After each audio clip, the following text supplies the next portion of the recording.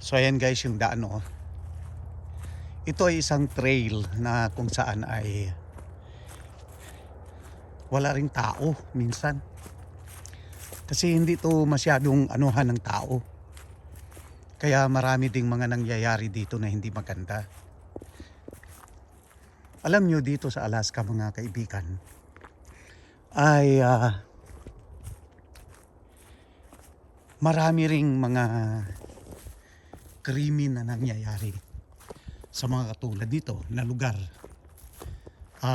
Makita mo walang tao ay ang mga puti kasi minsan mahilig sila sa mga yung katulad dito hiking ganyan at saka mag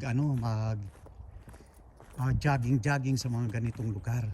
Ito yung minsan ang mga tao dito yung lalo na yung mga homeless ganyan, yun yung mga minsan ay nagiging sanhi ng kanilang kapahamakan. So yun guys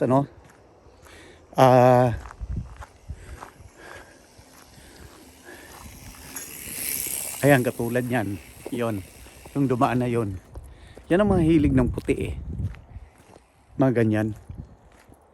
Kaya parang pero ang layo nito guys. Nakakatakot pero okay lang. Gusto kong makita kasi ang lugar na ito Kasi ito yung mga ano yun bear? Nakakatakot. Dito na ako. Ayun sa likod ko may itim na parang laking oh my gosh. Sandali lang. Scary to. Oh my gosh. Balik na ako. Saan na siya? Delikado. Delikado guys. May lumabas doon Naku, delikado. Buti na lang medyo nasa bungad pa ako ng kunti. Ay, nakakatakot talaga dito. Wow. Biglang lumapas. Mabuti may nagbabike. Okay guys.